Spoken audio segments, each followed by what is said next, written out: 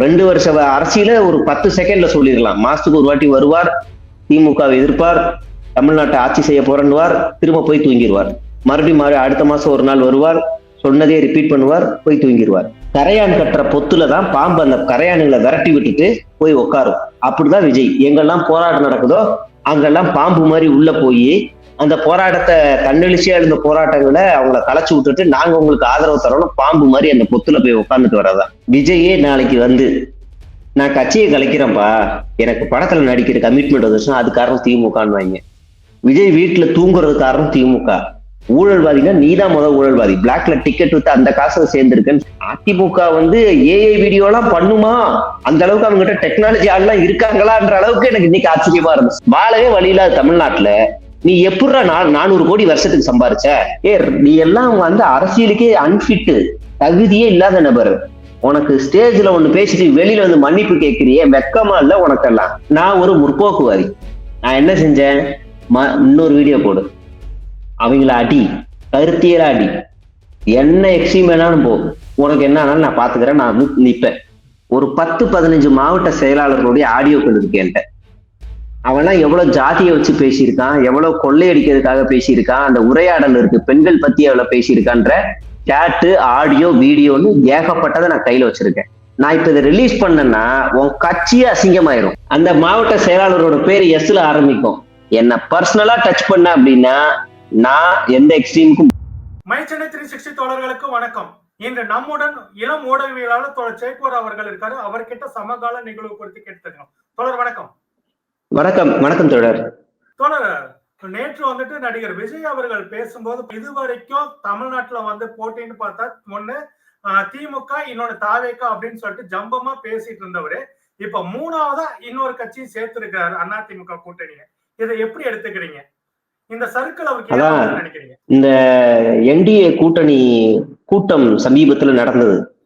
அதே மோடி எல்லாம் வந்திருந்தாரு. இந்த மேடையில ஒரு 5 தலைவர்கள் உட்கார்ந்து இருப்பாங்க. அந்த 5 தலைவர்கள்ல ஒரு ஆள் எடப்பாடி பழனிசாமி. இந்த எடப்பாடி பழனிசாமி 5 பேர்ட்டி உரண்டை இழுத்திருப்பாரு. ஒண்ணு அண்ணாமலை கேட்ட கேள்வி இருக்குல்ல, மானம் உள்ளவர்கள உண்மையிலே சுயமரியாதைன்னு ஒண்ணு இருந்துச்சுன்னா தலையே போனாலும் அந்த மேடையில ஏறி இருக்க மாட்டாங்க. ஆனா எடப்பாடி பழனிசாமி ஏறினார். ஏன்னா தற்குறி, கிணத்து தவளை, எடப்பாடி பழனிசாமி எல்லாம் ஒரு ஆளுமையாவே ஏத்துக்க மாட்டேன், கூவத்தூர்ல கூத்தடிச்சீங்க, காலில் விழுந்து மண்டிட்டு பதவி வாங்கினீங்கன்ற இதை விட ஒரு தலைவரை கொச்சையா பேசவே முடியாது. அப்படியெல்லாம் பேசினவரு அண்ணாமலை எடப்பாடி பழனிசாமி பக்கத்துல உட்கார்ந்துருக்காரு. இன்னொருத்தர் டிடிவி தினகரன். டிடிவி தினகரன் என்ன சொன்னாரு? இவர் கூட போறதுக்குன்னு நாண்டுகிட்டு சாகலாம், அப்படி இன்னும் வார்த்தையை மோசமாலாம் விட்டுருந்தாரு 2 பேருக்குமே. இவர் திரும்ப வார்த்தைகளை விட்டுருந்தாரு. அடுத்த இன்னொரு கேரக்டர் அன்புமணி. இங்க இருக்க மரங்கள் எல்லாம் வெட்டினது யாரு? அன்புமணி தான். கூட்டணி பத்தி எல்லாம் கூட்டணிக்கு 1 சீட்டு 2 சீட்டுக்காக ஓடுறவரு அப்படின்னு எடப்பாடி சொன்னாரு. அன்புமணியும் சலைச்சவர்கள். அவர் என்ன சொன்னாருன்னா, டயர் நக்கின்னு பேர் வச்சது இவர் தான் ஸ்டார்டிங்ல. அது இல்லாம நீங்க துரோகி, எடப்பாடி பழனிசாமி மன்னிக்க முடியாத துரோகி, முக்கியமா காவிரி மேலாண்மை விவகாரத்துல எடப்பாடி செய்த துரோகம் தமிழ்நாட்டுக்கு மிகப்பெரியதுன்னு கடுமையா விமர்சிச்சாரு. அப்படியே கம்மிங் டு நாயனார் நாகேந்திரன், 5வது தலைவர். அதிமுகவுல யாருக்கும் முதுகெலும்பு இல்லைன்னு சொன்னவர். இதை விட ஒருத்தர் சுயமரியாதை இழந்து போக முடியாது. இப்ப இதையெல்லாம் நம்ம எப்படி பாக்குறோம்னா, என்னதான் திட்டிக்கிட்டாலும் கடைசி நேரத்துல அவங்க வச்ச அஜெண்டா என்னன்னா, எல்லாரும் ஒண்ணு சேர்ந்தாதான் திமுக எதிர்க்க முடியும் அப்படின்ற ஒரு அஜெண்டா. இப்ப நீங்க இதுக்குள்ள போய் ஏன் திமுகவை எதிர்க்கணும்ன்ற வாதத்துக்குள்ள போனா மாட்டிப்பாங்க. ஏன்னா அவங்க சட்டம் ஒழுங்கு சரியில்லை, அது இல்ல, வேங்கை வயல். சரி, வேங்கை வயல்ல ஓ நிலைப்பாடு என்ன? எப்படி நம்ம திரும்ப ஆர்கியூ பண்ணனா மாட்டிப்பானுங்க. ஆனா பொத்தாம்பதுவா எதிர்க்கிறது. இப்ப இங்க எதிர்க்கிறது யாரு? விஜய். கூச்சமே இல்லாம நாளைக்கு எடப்பாடி பழனிசாமி காலில் விழுந்து போய் உட்காருவார். மோடியை கட்டி பிடிச்சி ஒரு ஒரு கூட்டம் நடக்கும். அதுல இவங்க சேருவாங்க.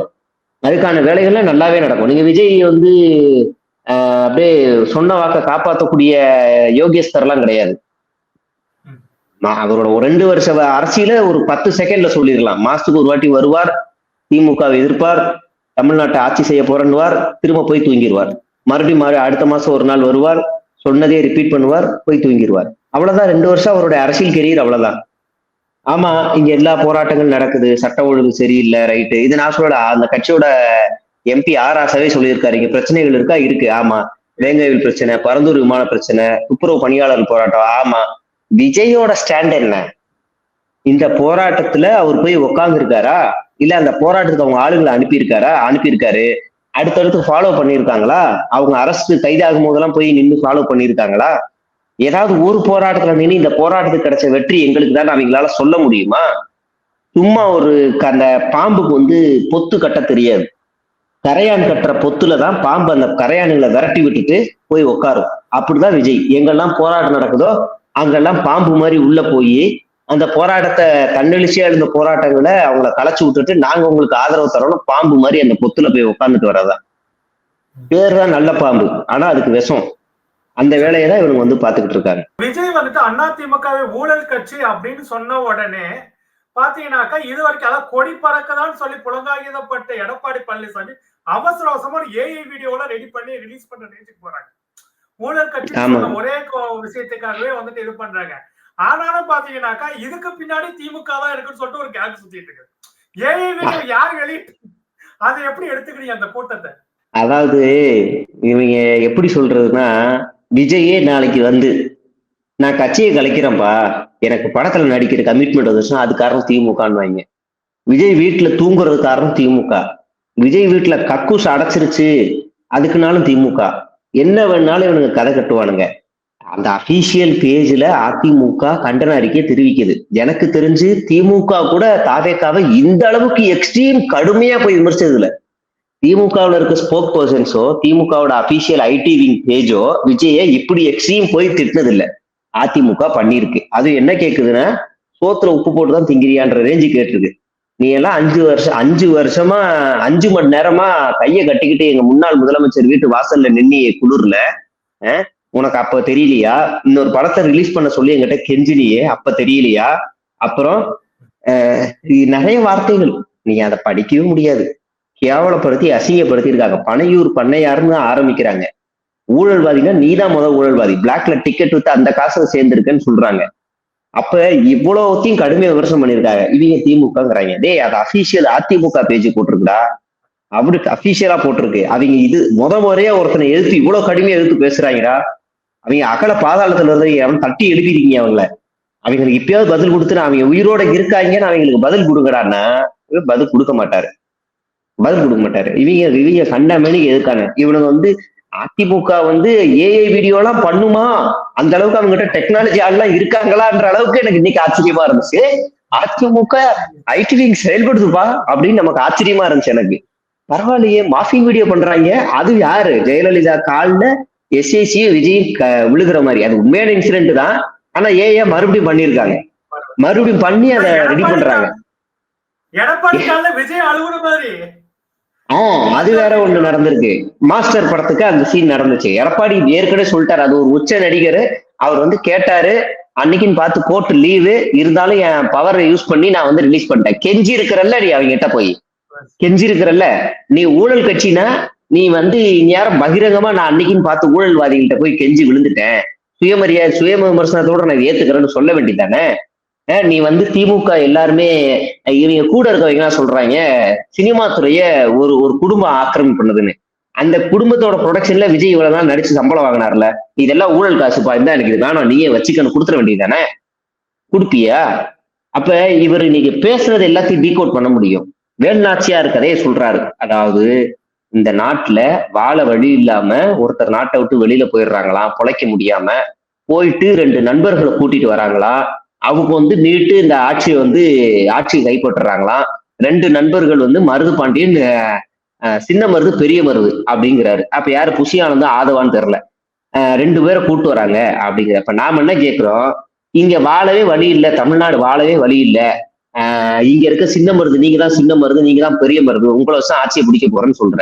வாழவே வழி இல்லாத தமிழ்நாட்டுல நீ எப்படிடா 400 கோடி வருஷத்துக்கு சம்பாரிச்ச அப்படின்னு நம்ம திரும்ப கேட்கணும். உன் கூட உங்க எதிரில உட்கார்ந்து இருக்கிற எல்லாரும் மாசம் 20,000 ரூபாய் சம்பளம், வருஷத்துக்கு 1,40,000 ரூபாய். உனக்கு மட்டும் எப்படா 400 கோடி கிடைச்சது வாழ வழி இல்லாத தமிழ்நாட்டுல? கொளுத்த மாதிரி நீ நல்லா தின்னு உடம்ப வளர்த்து வீட்டை வளர்த்து பெருசா கட்டி அங்க சென்னையில மட்டும் 4 வீடு கல்யாண மண்டபம் அது இதுன்னு கட்டியிருக்க. எப்படி இந்த வறண்ட பூமியில நீ சம்பாரிச்ச? உன் சினிமா துறையில உன் கூட நடிக்கிற ஆளுங்களுக்கு ஈக்குவல் ஷேர் நீ ஏதாவது கொடுத்துருக்கியா? கம்யூனிசம் மாதிரி நீ இட்லி உனக்கு தேவையான இட்லி போக இன்னொரு இட்லி இன்னொருத்தவங்களுமான்னு சொல்ற வசனம் பேசுற நீ, எனக்கு தேவைக்கு இந்த மாசத்துக்கு இவ்வளவு சம்பளம் போதும், இங்க செட்டு போடுறவ கூலி தொழிலாளி, அதான் அந்த கிரேன் இழுத்துட்டு வரவ, ஜிம்மி சீப்பு இழுத்துட்டு வரவ, அசிஸ்டன்ட் டைரக்டர் கூட நடிக்கிற 2000 ரூபாய்க்கு நடிக்கிற கான்ட்ராக்ட் நடிகர்கள் எல்லாருக்கும் நீ பிரிச்சு கொடுத்துருக்கியா? நீ எல்லாம் உனக்கெல்லாம் நீ எல்லாம் இங்க இதை பேசுறது தகுதி இருக்கா? நம்ம திரும்ப அங்க கீழே இருக்கவன் கேட்கணும். அவனை யோசிக்க வைக்கிறதா நம்மளோட வேலையா இருக்கு. இப்படி நிறைய டீகோட் பண்ணி பேச முடியும் நம்மளால. சீரியல் லெவல்ல நடிக்கிற நடிகர்கள் கூட தன் வீட்டுல இருக்கவங்களுக்கு கூட குறைஞ்சபட்ச உதவியாவது ஏதாவது ஒண்ணு செய்வாங்க. இப்ப நடிகர் சரத்குமார் பாத்தீங்கன்னா அவருடைய டிரைவர் பொண்ணை எல்லாம் டாக்டருக்கு அவர் சொந்த செலவுல படிக்க வச்ச சம்பவங்கள் இப்பதான் நமக்கு ரீசெண்டா தான் எல்லாமே அவங்க அதுவும் பயனடைந்தவர்கள் சொல்லிதான் தெரிஞ்சது. ஆனா இவர் பாத்தீங்கன்னாக்கா இது வரைக்கும் தான் வீட்டுல வேலை செய்யறவங்களுக்கு கூட எதுவுமே செய்யாத ஒரு நபர் திடீர்னு பசங்களுக்கு பரிசு கிஃப்ட கொடுத்துட்டு உடனே நான் கட்சி முதலமைச்சர் ஆகிறேன்னு நிக்கிற அந்த போக்கு எப்படி எடுத்துக்கிறது? நீங்க அது மட்டும் இல்ல, நீங்க ஒரு ஒரு ரஜினி முருகன் ஒரு படத்துல வாழைப்பழத்தை அறுக்கிற ஒரு காமெடி ஒண்ணு வரும். அப்படியே வாழைப்பழத்தை அறுத்தா கடையே இடிஞ்சு விடும். அந்த நபர் சமீபத்துல இறந்து போயிடுறாரு. அவருடைய குடும்பத்துக்கு தேவையான நிதி, அவங்க அந்த குழந்தைகளோட கல்வி செலவு எல்லாத்தையுமே 2 பேர் ஏத்துக்கிட்டாங்க. ஒண்ணு சிவகார்த்திகேயன், இன்னொன்னு சூரி. அதே மாதிரி கருப்பன் குசும்புக்காரன் அப்படின்னு ஒரு டைலாக் ஒரு நபர் பேசுவார்ல, அவரும் புற்றுநோயால இறந்து போயிடுறாரு.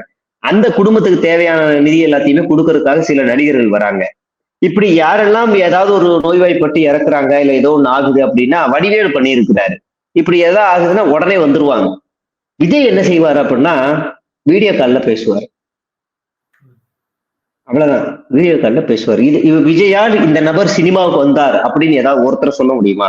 இப்ப நீங்க வடிவேலுவால் யார் வந்தா நிறைய பட்டியல் போட முடியும். கூட நடிக்கிற எல்லாரும் அவங்கள. விவேகால் யார் வந்தா, சிவகார்த்திகினால் யார் வந்தா, சந்தானத்தால் யார் வந்தா, அப்படி நீங்க ஒரு பட்டியல் போட்டீங்கன்னா நிறைய வரும். நீங்க தனுஷால் யார் வந்தாலும் போட்டால் வரும். விஜயால் யார் வந்தா? விஜயே விஜயகாந்தால் வந்தார். அவங்க அப்பாவே நீ எல்லாம் ஒரு ஹீரோவா, உன் பண்ண பாரு, உன் மூஞ்ச பாரு அப்படின்னு அடிச்சு விரட்டினாரு. பையன் வாய்ப்பு கொடுங்க அப்படின்னு விஜயகாந்த் இவரை ஒரு படத்துல எடுத்து வைக்கிறாரு. ஆனா யாருகிட்டயும் அவர் உதவி கேட்காத மனுஷன், யாருகிட்டயுமே உதவின்னு கேட்காத மனுஷன் நீங்க நடிக்க வச்சு பெரிய ஆளாக்க. அவருக்கே நீ துரோகம் தான் பண்ண. அதனால அவருடைய இறுதிச் சடங்கும் செருப்படுத்த அடிச்சாங்க. நமக்கு ஒரு ஆள் அரசியலுக்கு வர்றாருன்னா வரட்டும், ஒன்றும் பிரச்சனை இல்லை. அவர் தன்னுடைய சுய வாழ்க்கையில அவர் என்னவா இருந்தார், தன்னுடைய சுய வாழ்க்கையில அவர் இருந்த சார்ந்த துறையில அவர் நேர்மையா இருந்தாரா? IPS அதிகாரி, IRS அதிகாரிலாம் வராங்க. அவங்க எல்லாம் நம்ம ஏன் ஏத்துக்கிறோம்னா, அவங்க ஏதோ ஒரு வகையில அங்க ஊழல் செய்யாம இருந்திருக்காங்க, லஞ்சம் வாங்காம இருந்திருக்காங்க, நேர்மையா இருந்திருக்காங்க, அதிகாரத்துக்கு கட்டுப்படாம இருந்திருக்காங்க. அதாவது அதிகார திமிருக்கு சொல்றேன், அதுக்கெல்லாம் கட்டுப்படாம நேர்மையா இருந்திருக்காங்க அப்படின்னு நம்ம அவங்கள ஏத்துக்கிறோம். இப்போ இவரை நம்ம ஏத்துக்கணும்னா சினிமா துறையில குறைந்தபட்ச ஒரு நியாயத்தோட ஒரு அறத்தோட செயல்படக்கூடிய நபரா இருந்தாரா? எங்கேயாவது ஒரு இடத்துல இருந்தாரா? சினிமாவுல ஊழல் நடக்குது தட்டி கேட்டாரா? ஒரு அறிக்கை வந்திருக்கா விஜயோட பேஜ்ல? இல்ல. சினிமாவுல பெண்களுக்கு பாதுகாப்பே இல்லை. எல்லா ஹீரோயின் ஓப்பனா சொல்றாங்க எனக்கு அட்ஜஸ்ட்மெண்ட் பண்ண சொல்றாங்கன்னு. மீ டூன்னு ஹேஷ்டாக் ட்ரெண்ட் ஆகுது. நீ பெண்களுக்கு பாதுகாப்பு கொடுப்ப, அரசியல் சொல்ற, வெக்கமே இல்லையா உனக்கெல்லாம் அப்படின்னு நம்ம திரும்ப கேட்கணும். சென்சார் பிரச்சனை சினிமாவுல தலை விரிச்சு ஆடுது. உன் படம் வரைக்கும் தொட்டுருச்சு, உன் படம் வரைக்கும் வந்துருச்சு. நான் போன மாசம் பேசினேன், 2 மாசம் முன்னாடி பேசினேன். சென்சார்னு ஒரு பிரச்சனை இருக்குல்ல, அது சினிமாவுல பெரிய விஷயமா இருக்கு. வெற்றிமாறன் ரொம்ப ஆதங்கத்தோட சொன்னாரு, ஒரு படைப்பாளிய கொலை பண்றதுங்கிறது அவரை கத்தியால குத்தி கொலை பண்றது இல்ல, அவருடைய படத்தை போட்டு நசுக்குற, அவர் சொல்ல வர கருத்தை கட் பண்றது, அதுதான் பெரிய கொலை அப்படின்னு நான் சொல்றேன். ஒரு ஸ்டேட்மெண்ட் விட்டியா? உன் பிரச்சனை, உன் படத்துக்கான ஒரு பிரச்சனைக்கு ஊரே உன் பின்னாடி நிக்குது, ஊரே உனக்காக குரல் கொடுக்குது. நீ குரல் கொடுத்தியா? நீ எல்லாம் இன்னைக்கு பாஜக இருக்க மாதிரி எதிர்ப்பா நாங்க நம்பணும், நீ எல்லாம் எதிர்க்கிற மாதிரி எதிர்ப்பா நாங்க நம்பணும், நீ எங்களை காப்பாத்த வர, நம்ம திரும்ப அவனை பார்த்து கேட்கணும், அவரை பார்த்து பாருங்க உங்க தற்கூரி விஜய் இப்படிதான் இருக்காரு பாருங்க அப்படின்னு கேட்கணும். கரூர்ல 41 உயிர்கள் பலியானதுக்கு முக்கியமான காரணம் எல்லாருமே விஜய் அவர்களை குற்றம் சாட்டி இது பண்ணும்போது அதிமுக தான் முழுக்க முழுக்க பேம்பர் பண்ணதுல அதிமுக அவர் வந்து பேம்பர் பண்ணி பாதுகாத்துட்டே இருந்தாங்க. அப்படிப்பட்ட அதிமுக இன்னைக்கு வந்து கரூர் சம்பவத்தை நீதான் முக்கிய குற்றவாளி, செந்தில் பாலாஜியோட ஓமையாலதான் எனக்கு சந்தேகம் திருப்பி விட்டாங்க. இது எப்படி எடுத்துக்கலாம்? அது மட்டும் இல்ல, இவங்க வந்து எடப்பாடி பழனிசாமி ஊர் முழுக்க போஸ்டர் எல்லாம் ஒட்டினாங்க. சொந்த கட்சி கூட அவ்வளவு பெரிய போஸ்ட் ஒட்டி இருக்க மாட்டாங்க, இவங்க ஒட்டினானுங்க. அதுக்கு இவரு மாறா என்ன செஞ்சாருன்னா, அங்க பாரு கொடி பறக்குது, பிள்ளையார் சொல்லி போட்டாங்கன்னு இவரும் அல்ப கூட்டணி ஆசைக்கு இவரும் வண்டியை போட்டினாரு. அவரு கூட்டணி இல்லைன்னு அறிவிச்சிட்டாங்க விஜய். உடனே இவருக்கு கதி கலங்கி போயிடுச்சு. சரி போய் தொலை, நம்ம வேற நம்பி இருந்தோம், காத்திருந்தோம், இலவு காத்த கிளி மாதிரி. இதுக்கப்புறம் டெல்லி முடிவு பண்ணி நம்மள உள்ள சேர்த்து விட்டுரும், அது வரைக்கும் நம்மளா கூப்பிட வேணாம்னு இவர் அமைதியாயிட்டாரு. எலெக்ஷன் நேரத்துல கூப்பிட்டுருவாங்க, ஒண்ணு சேர வச்சிருவாங்க. அதுக்கு நடுவுல விஜய் வந்து இது வரைக்கும் அதிமுக பாஜகவை எதிர்க்கல. கடுமையான விமர்சனங்கள் தொடர்ந்து வர ஆரம்பிச்ச உடனே நேத்து பேருக்குன்னு எதிர்த்தாரு. நீ பேருக்கு கூட எங்களை எதிர்க்கிறியா, இப்ப பாடுற அடிக்கிற அடின்னு சொல்லி இவங்களும் திரும்ப அடிச்சு விட்டாங்க.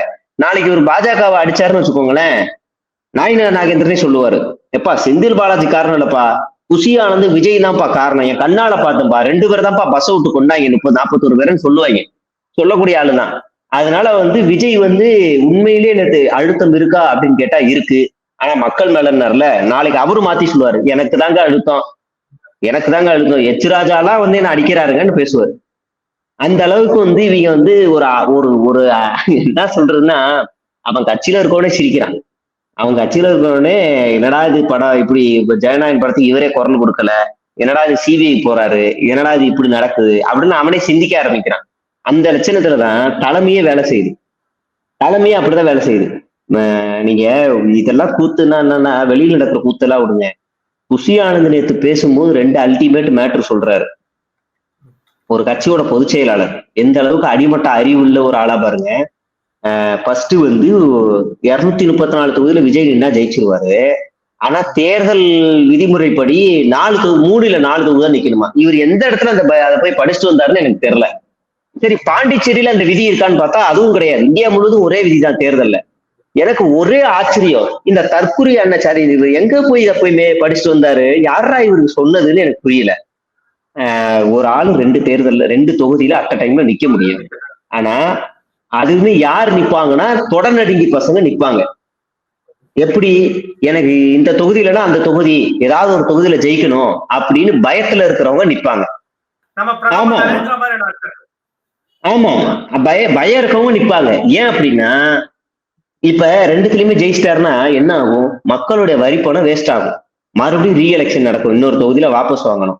இந்த அடிப்படை அறிவு கூட இவங்களுக்கு இல்ல. இவங்க எல்லாம் வந்து ஊழலை ஒழிக்கிறேன், அதை ஒழிக்கிறேன், இதை ஒழிக்கிறேன்னு சரி பேசுறாங்க. 2வது ஒரு ஸ்ட்ராட்டஜிஸ்ட் சொல்றாரு, விஜய் தேர்தல் பிரச்சாரத்துக்கு வரும்போது ஒவ்வொரு தொகுதியிலும் அவர் பேசி 75,000 ஓட்டு வாங்கிடுவாராம். கீழே இருக்க ஆளுங்கள்லாம் அந்த பார்டர் 5,000 ஓட்டு வாங்கினா போதுமா, ஜெயிச்சிடலாம் அப்படின்னு ஒரு ஸ்ட்ராட்டஜிஸ்ட் வந்து நேற்று சொல்லிட்டு போறாரு. எனக்கு ஒன்றும் புரியல. கீழே இருக்க செயல் வீரர்கள் 5,000 ஓட்டு வாங்குறதுக்காடா செயல் வீரர் கூட்டம் போட்டீங்க? அவங்க 5,000 ஓட்டுக்கு தான் தகுதியானவங்களாடா? இது எனக்கு இது என்ன ஸ்ட்ராட்டஜிஸ்ட் எனக்கு புரியல. உலகம் முழுவதும் 827 கோடி மக்கள் தொகை இருக்கு, இவர் 700 கோடிங்கிறாரு. 1.5 கோடியை திருடிட்டாரு, எங்க போச்சுன்னு தெரியல.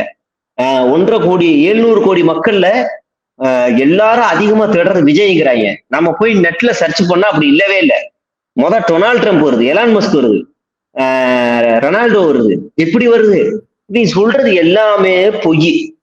நாளைக்கு நீங்க சொல்லலாம், விஜய்க்கு வந்து செவ்வாய் கிரகத்துல ஒரு சிலை அமைச்சு இருக்கிறாங்க, நாசாவுல இருக்க ஒரு நபர் வந்து விஜய் வீடியோவை நாசாவுல போய் உட்காந்து பார்த்திருக்காரு, அதுல இதுவாகி அங்க இருக்க பாறையிலேயே அவரே ஒரு சிலையை வந்து செவ்வாய் கிரகத்துல செதுக்கியிருக்காரு அப்படின்னா இவங்க நம்புவாங்க. டக்குன்னு வீடியோ ரெடி பண்ணி உண்மையிலே இருக்குப்பான்னு நம்புவானுங்க. அந்த மாதிரி இவனுங்க தற்கூரி கூட்டம் தான். போடுற ஸ்ட்ராட்டஜிஸ்ட் இருக்கு. ரேஷன் கார்டை வந்து 2 கோடி 2.5 கோடி ரேஷன் கார்டு இருக்கு, அதனால 2.5 கோடி ரேஷன் கார்டுல ஒரு ஓட்டு வந்தா கூட நம்ம ஜெயிச்சிடலாம், 2.5 கோடி ஓட்டு ஜெயிச்சிடலாம்னு கணக்கு போடுறானுங்க. ஏன்டா தற்குறிகளா, 2.5 கோடி பேரும் உங்களுக்கு ஓட்டு போடுவாங்களா? அந்த ரேஷன் கடை திட்டத்து மூலியமா இந்த மாநிலத்துல இந்த ரேஷன் கார்டு மூலியமா எவ்வளவு திட்டங்கள் வந்திருக்குன்னு உங்களால பட்டியலிட்டு சொல்ல முடியுமா? என்ன இந்த லாஸ்டா பொங்கல் கொடுத்த 3,000 ரூபாய் மட்டும்தான் நீங்க நினைச்சுக்கிட்டு இருக்கீங்களா? இது என்னத்த பேசி புரிய வைக்கிறதே தெரியல. ஊழலை ஒழிப்பும் ஊழலற்ற ஆட்சியை கொடுப்பேன்னு சொல்ற விஜய் வந்து பாத்தீங்கன்னா, ஒரு பக்கம் ஜீவா போக்குவரத்து கழகத்துல ஸ்பேர் பார்ட்ஸ் வாங்கின ஊழல் பண்ண செங்கோட்டையனை வச்சுட்டு இருக்கிறாரு. ஓகேங்களா, அவரை வச்சுட்டு நாங்க ஊழலை ஒழிப்போம் அப்படின்னு பேசுறதும், இவர் தன்னோட சொந்த படத்தோட டிக்கெட்டை கூட வந்து பாத்தீங்கன்னாக்கா 2000 5000 வித்துட்டு இருந்ததை கூட தட்டி கேட்டு அதை குறைக்க முடியாத விஜய் வந்து பாத்தீங்கன்னாக்கா ஊழலற்ற ஆட்சியை கொடுப்பா அப்படின்னு சொல்வதில் எப்படி எடுக்கிறீங்க? இன்னொன்னு அவர் மேலே வரி ஏய்ப்பு வழக்கெல்லாம் இருக்குது. நீங்க கம்மியா சொல்லிட்டீங்க. இப்ப நீங்க பக்கத்துல ஆதவர்ஜுனான் இருக்காருல்ல, அவருக்கு ஏது காசு? சவுக்கு சங்கர் ஒரு ட்வீட் போட்டிருந்தார். கரூர் சம்பவத்துல உயிரிழந்தவங்களுக்கு 20 லட்சம் கொடுத்தீங்களே, அதுல 8 கோடி ரூபாய் மொத்தம் வந்திருக்கு. இது ஆதவர்ஜுனா காசு, ஆதவர்ஜுனாக்கு ஏது வந்துச்சுன்னு கேட்டார். ஆதவர்ஜுனாக்கு ஏது காசு? பாஸ்கெட் பால்ல வந்து பால் போட்டு சம்பாரிச்ச காசா 8 கோடியும்? இல்ல, அவங்க மாமனாரோட லாட்டரி காசு. மாமனாருக்கு எப்படி காசு வந்துச்சு? அது நாட்டுக்கே தெரியும், ஊழல் காசு. அப்படியே நீங்க புஷியானந்து வாங்க, ஒவ்வொரு மாவட்ட செயலாளர் பதவிக்கும் எவ்வளவு லஞ்சம் வாங்கியிருக்காரு. நான் சொல்லல, அந்த கட்சி நிர்வாகி சொல்றான். அந்த கட்சியோட கட்சி ஆபீஸ் வாசல்ல ஊழலுக்கு எதிராக போராட்டம் நடத்துறான். யாருக்கு எதிராக? அரசாங்கத்துக்கு எதிராக இல்ல, கட்சியோட தலைமைக்கு எதிராக ஊழலுக்கு எதிர்த்து போராட்டம் நடத்துறான்.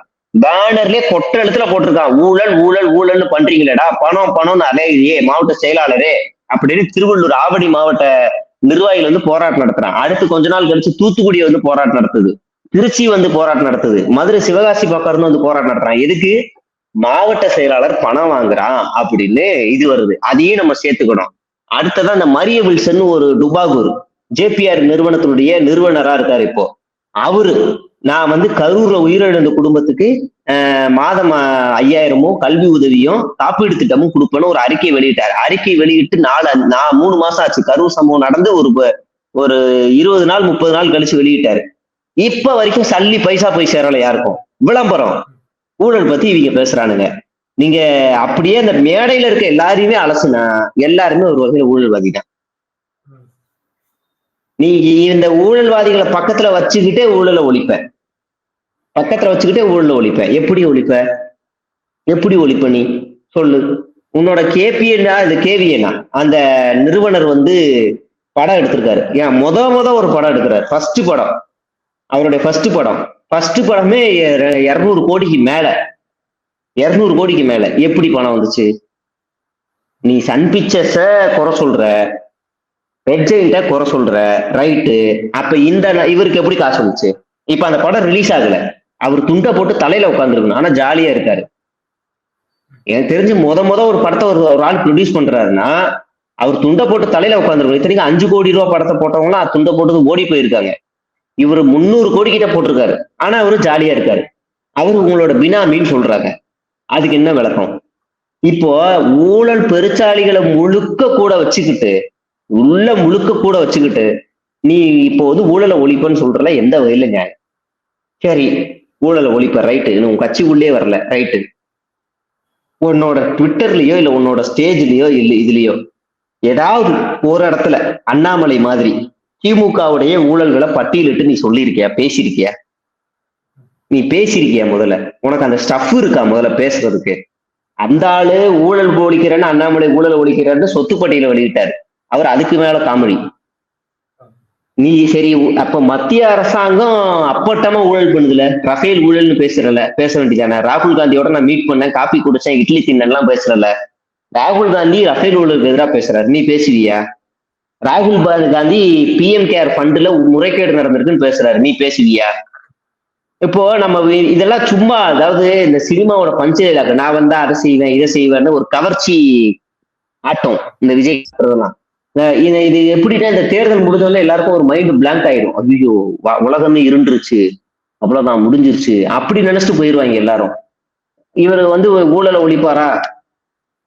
பெண்களுக்கு பாதுகாப்பு கொடுப்பாரா? புது திட்டங்களை கொண்டு வராரா? திமுகவோட தான் ஜெராக்ஸ் எடுத்து கொடுப்பாங்க, அவ்வளவுதான். வேற எதுவுமே இருக்காது. திமுக 1000 ரூபாய் கொடுக்குன்னா இவன் 1001 கொடுப்பான்.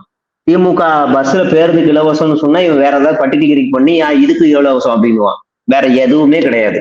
முதல்ல விஜய்க்கு 234 தொகுதியில நிப்பாட்டுறதுக்கு வேட்பாளரே கிடையாது, நபர்கள் இருக்கிறாங்க. ஆனா இவங்க யார தேடுறானுங்கன்னா, பணம் இருக்க பார்ட்டி தேடுது.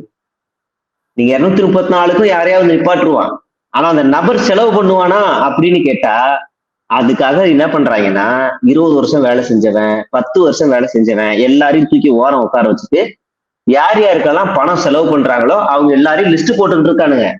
இப்ப 6 பேருக்கு லிஸ்ட் ரெடி. அதெல்லாம் சும்மா. அது நீங்க ஏஆர் முருகதாஸ் இந்த கட்சிக்கு வந்தாருன்னா, ஏஆர் முருகதாஸ் இன்னொரு படம் வேணா அப்படி எடுக்கலாம். இன்னொரு படம் வேணா அப்படி எடுக்கலாம். பர்வேஸுக்கு சீட்டு ரெடி புதுக்கோட்டையில.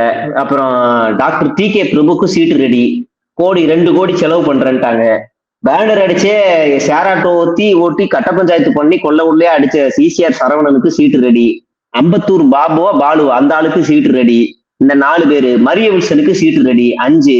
இது இல்லாம இன்னும் 2 பேருக்கு சீட்டு ரெடி ஆயிடுச்சு. அதுல என்ன விசாரிச்சுக்கிட்டு இருக்கேன். இந்த 5 பேருக்கு தான் ரெடி. இதை தாண்டி அஜிதா மாதிரி கடுமையான உழைக்கக்கூடியவர்களுக்குலாம் அங்க சீட்டு இருக்கான்னா ஒரு மாதிரி கிடையாது. நீ நாங்க சொல்ற ஆளுக்கு வேலை செஞ்சுட்டு ஓடு, அவ்வளவுதான் ட்ரீட்டே இருக்கும். அப்படிதான் ட்ரீட்மெண்ட்டே அப்படிதான் இருக்கும். ஒரு மாதிரி தான் பேசுவாங்க. சொல்ற ஆளுக்கு மூடிட்டு வேலை செய், இல்லைன்னா போ. புசியானது நேற்று ஒரு வார்த்தையை அழுத்தமா சொன்னார்ல, நான் திரும்ப சொல்றேன், நான் வேட்பாளருக்கு நீங்க எல்லாரும் வேலை செய்யுங்க, ஜெயிக்க வைங்க. நீங்க எல்லாரும் ஜெயிக்க வச்சாதான் விஜய் முதலமைச்சர்னு சொல்றாரு. அதுக்கு காரணம் இதுதான். விஜய் பேசும்போது ஒரு அரசியல் இருக்கும், எல்லாரும் ஒற்றுமையா செயல்படுங்க அப்படின்னு சிரிப்பாரு. ஏன்னா ஜான் அங்க 10 வச்சிருக்காப்புல விஜய்கிட்ட, இங்க எங்கேயும் ஒற்றுமை இல்லை, மேலேயே அடிச்சுக்கிறாங்க. எல்லாரும் செயல்படணும், சுதந்திரமா செயல்படணும்னு புசியை பார்த்து பேசுவார். ஏன்னா புசி அங்க யாருக்கும் எந்த மாவட்ட செயலாளருக்கும் சுதந்திரம் கொடுக்கறது இல்லை. அதையும் ஜான் 10 வச்சிருக்காரு. நீங்க இதை மைனூட்டா உள்ள போய் பாத்தீங்கன்னா எல்லாத்தையும் கண்டுபிடிக்க முடியும்.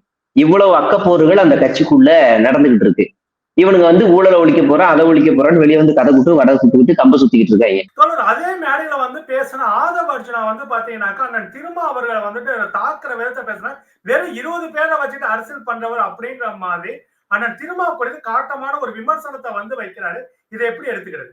அவர் ஒரு நவீன சாவாக்கர். மேடையில பேசி வீட்டுக்கு கூட போகல, அதுக்குள்ள கார்லயே அவர் உயரத்துக்கு பெருசா எழுதி அனுப்பிட்டார், ட்விட்டர்ல போட்டார். விசிகா தோழர்களே, உறவுகளே, நான் சொன்னது திமுக கட்டிங் ஓட்டிங் பண்ணிருச்சு. வாய்ஸ் ஆஃப் காமன் சேனல் யாரு? தாவேக்கா. அதோட ஓனர் யாரு? இவர். அந்த சேனல்ல வர லைவ தான் ஒட்டுமொத்த சேனலும் ஸ்டீம் கனெக்ட் பண்ணுவாங்க. அந்த சேனல்லே ரொம்ப தெளிவா இருக்கு இந்த அயோக்கிய பையன் எவ்வளவு பெருசா பேசியிருக்காருன்னு. உங்க கட்சியில 20 பேர் தான் இருக்காங்க, நீங்க அதிகாலு, இப்படிதான் பேசி வச்சிருக்கேன். பேசிட்டு நான் அப்படி சொல்லல, வேற அர்த்தத்துல திருச்சி அப்படி இப்படிங்கிறாங்க அப்படி இப்படின்னு அவர் உயரத்துக்கு கட்ட, அதாவது சாவக்கராவது ஒரு சின்ன வரியில கட்ட இது பண்ணி வெள்ளக்காரனோட ஷூ தேய்கிற அளவுக்கு நக்குவார். நக்கிடுவார். ஆனா இந்த ஆதவர்ஜுனா வீட்டுக்கே போகல, கூட்டம் முடிஞ்சு வீட்டுக்கே போகல, அதுக்குள்ளேயே படன்னு ஆயிடுச்சு. ஐயோ இருக்கக்கூடாது, எடுத்துட்டோமே, வெறும் 20 பேர்னு சொல்லிட்டோமே அப்படின்னு பதட்டமாயி பெருசா மன்னிப்பு கடிதம். நீ எல்லாம் அரசியலுக்கே அன்பிட்டு, தகுதியே இல்லாத நபர். உனக்கு ஸ்டேஜ்ல ஒண்ணு பேசிட்டு வெளியில மன்னிப்பு கேட்கிறியே, வெக்கமா இல்ல உனக்கெல்லாம்? தைரியம் தான் நீ சொன்ன கருத்துல அப்படியே நிலையா நின்னு பாரு. நீ எவ்வளவு ஆபத்தான ஒரு கருத்தை, எவ்வளவு விஷமான ஒரு கருத்தை மேடையில, பொது மேடையில கக்கிட்டு, 5000 லட்சம் பேருக்கு தெரியுற மாதிரி கக்கிட்டு ஓரமா போய் மன்னிப்பு கேட்கிறியே, உனக்கெல்லாம் நீ எல்லாம் என்ன தைரியம்னு இருக்குன்னு நீ அரசியலுக்கு வர நம்ம திரும்ப கேட்கணும். விசிகாவை 20 பேருன்னு சொல்றாரு. விசிகா 20 பேருன்னு சொல்றாரு. அது அவருக்கு தெரியும், அங்க எவ்வளவு பெரிய ஓட் பேங்க் இருக்குன்னு தெரியும், அதை தொடக்கூடாதுன்னு தெரியும். ஒரு ஒரு ஒரு ஒரு பப்ளிசிட்டி வேணும்ன்றதுக்காக ஒரு லூசு மாதிரி ஒண்ணு வாதத்தை பேசிட்டு சைட்ல போய் மன்னிப்பு கேட்கறது, இந்த வேலையை பார்த்து வச்சிருக்காரு. தாவேக்கா இத்தனை நாள் வரைக்கும் காக்கா கரைச்சல போட்டுக்கிட்டே இருந்தாங்க. இப்ப பாத்தீங்கன்னாக்கா அந்த காக்கா கரைச்சலோட சேர்த்து விசிலோட இறைச்சலும் அதிகமா இருக்குது. குறிப்பா அந்த இறைச்சல் எல்லாம் இப்ப உங்க மேலையும் உங்க குடும்பத்து மேலையும் காஞ்சிருக்குது. இது எப்படி எடுத்துக்கிறீங்க? அதாவது நான் என்ன சொல்றேன்னா, என்ன கருத்தியெல்லாம் மோதுனாங்கன்னா என்கிட்ட எனக்கு ஒரு நடுக்கம் இருக்கும். நான் ஒரு நடுக்கத்தை என்கிட்ட பார்க்க முடியும், என்கிட்ட ஒரு பதட்டத்தை பார்க்க முடியும் என்கிட்ட கருத்தியெல்லாம் மோதுனா. ஏன்னா பர்சனலா அப்ப நான் ஒரு ஜேர்னலிஸ்டா நான் ஒரு ஆபத்தானவனா அப்படின்னு கேட்டா அதை நான் சொல்ல முடியாது. எதிரில் இருக்கவங்க மற்றவங்க எல்லாரும் சொல்லணும், ஒரு ஜேர்னலிஸ்டுப்பா பார்த்துருங்க அப்படின்னு அவங்க சொல்லலாம். இது என்னை கருத்தியெல்லாம் மோதும் போது நானே சொல்லுவேன், என்னை கருத்தியெல்லாம் மோதுனா நான் கொஞ்சம் யோசிப்பேன், திங்க் பண்ணுவேன், கொஞ்சம் நடுக்கம் இருக்கும், ஆனா நான் சமாளிப்பேன் அப்படின்னு நானே சொல்லிடுவேன். என்ன இகழ்ந்தே சொல்லிடுவேன், எனக்கு ஒன்றும் பிரச்சனை இல்லை. ஆனா நீ என்ன பர்சனலா டச் பண்ண அப்படின்னா நான் ரொம்ப ஆபத்தானவன் நானே சொல்லுவேன். எந்த எக்ஸ்ட்ரீம் போனாலும் உன்னை காலி பண்ணுவேன் நான் சொல்லுவேன். ஏன்னா நீ என்னோட போட்டோவை மார்க் பண்றதோ இல்ல என்னோட சாட் மாதிரி ஒண்ணு ரெடி பண்ணி போடுறதுனாலயோ இல்ல என் ஆடியோ போடுறதுனாலயோ யாருக்கு எந்த நாள் அர்த்தமும் இல்ல. என்கிட்ட என்ன ஒரு 10 லட்சம் பேர் ஓட்டு வாங்கி இருக்கா என்ன? இல்ல நான் அது பெரிய நான் ஒரு யூடியூபர், என்ன ஒரு வீடியோ போடுவேன், நாளைக்கு இன்டர்வியூ கொடுப்பேன், போயிட்டே இருப்பேன். நீ என்ன பண்ணாலும் எனக்கு எந்த கவலையும் இல்லை. என் வீட்டை செஞ்சாலும் யாருங்க, எல்லாரும் முற்போக்குவாதிகள். நான் ஒருவேளை பிற்போக்குவாதியா இருந்தேன்னா என் மனைவி வீடியோ போடும்போது டெலீட் பண்ணு, இனிமேல் நீ சோசியல் மீடியால இருக்கக்கூடாது, அக்கௌண்ட் எல்லாம் டீஆக்டிவேட் பண்ணுன்னு சொல்லியிருப்பேன். ஆனா நான் ஒரு முற்போக்குவாதி. நான் என்ன செஞ்சேன், இன்னொரு வீடியோ போடு, அவங்கள அடி, கருத்தியலா அடி, என்ன எக்ஸ்ட்ரீம் வேணாலும் போ, உனக்கு என்ன ஆனாலும் நான் பாத்துக்கிறேன், நான் வந்து நிப்பேன். என் ஒய்ஃப் நான் இருக்குன்ற தைரியத்துல அவனும் அடிப்பான். இப்ப இன்னொன்னு சொல்றேன், நீ நீ நான் ஒரு யூடியூபர், நான் ஒரு ஜேர்னலிஸ்ட், நீ என்னை வந்து வச்சுக்கிட்டே என் ஆடியோ ரிலீஸ் பண்ற, அதனால எந்த பாதிப்பும் இல்லை. ஆனா என்கிட்ட இருக்கிற டேட்டாஸ் இருக்குல்ல, ஒரு 10-15 மாவட்ட செயலாளர்களுடைய ஆடியோக்கள் இருக்கு என்கிட்ட. அவன்லாம் எவ்வளவு ஜாதியை வச்சு பேசியிருக்கான், எவ்வளவு கொள்ளையடிக்கிறதுக்காக பேசியிருக்கான், அந்த உரையாடல் இருக்கு, பெண்கள் பத்தி எவ்வளவு பேசியிருக்கான்ற சேட்டு, ஆடியோ, வீடியோன்னு ஏகப்பட்டதை நான் கையில வச்சிருக்கேன். நான் அதை எலெக்ஷன் வரைக்கும் வச்சு ரிலீஸ் பண்ணலான்னு தான் நான் வச்சிருக்கேன்.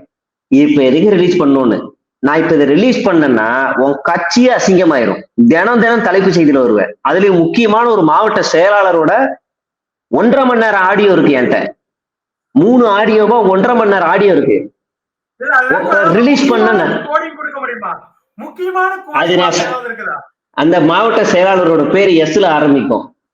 அவரு வந்து நான் ரிலீஸ் பண்ணேன் அப்படின்னா கட்சிக்கு பெரிய அசிங்கமாயிரும். அதனால என்ன பர்சனலா டிஸ்டர்ப் பண்றதை விட்டுட்டு போய் கட்சியை வளர்க்குற வேலையை பாருங்க. நான் கடைசி வார்னிங் தரேன், இல்லைன்னா கட்சி கலைக்கிற அளவுக்கு என்கிட்ட மேட்டர் இருக்கு. ஒவ்வொன்றும் நான் வந்து அவ்வளவு ஸ்கிரீன் ரெக்கார்டோட வச்சிருக்கேன். ஸ்கிரீன் ஷாட்னா நீ போட்டோஷாப் பண்ணுவேன், ஸ்கிரீன் ரெக்கார்டோட வச்சிருக்கேன். ஒவ்வொன்றா ரிலீஸ் பண்ணனா கட்சிக்கு அசிங்கமா போயிடும். போனா போதுன்னு நான் விட்டு வச்சிருக்கேன். அதனால இந்த வீடியோ ஒருவேளை தாவேகா நிர்வாகிகள் பார்த்தாங்கன்னா ஓப்பன் சேலஞ்சாவே இல்ல மிரட்டுற என்ன வேணாலும் வச்சுக்க. என்ன பர்சனலா டச் பண்ண அப்படின்னா நான் எந்த எக்ஸ்ட்ரீமுக்கும் போவேன். நான் எந்த எக்ஸ்ட்ரீம் போய் எல்லாத்தையும் கருத்தியலா மோதுவேன். உன்னோட கீழ்த்தரமான வேலையை நான் அம்பலப்படுத்தி விட்டுருவேன் சோசியல் மீடியால. எக்ஸ்ட்ரீம்னா அதுதான். சட்டத்துக்கு புறம்பட்டுலாம் நான் இப்ப செய்ய மாட்டேன். ஆனா இது எல்லாத்தையுமே எக்ஸ்ட்ரீம்ல ரிலீஸ் பண்ணி விட்டுருவேன். கருத்தியலா ஒரு விஷயத்தை வந்து எதிர்கொள்ள முடியாது. தொடர்ந்து வந்து பாத்தீங்கன்னாக்கா ரைட் விங் மோட்ல தான் தாவேகா அப்படியே இருந்துட்டு இருக்குது. ரைட் விங் தான்.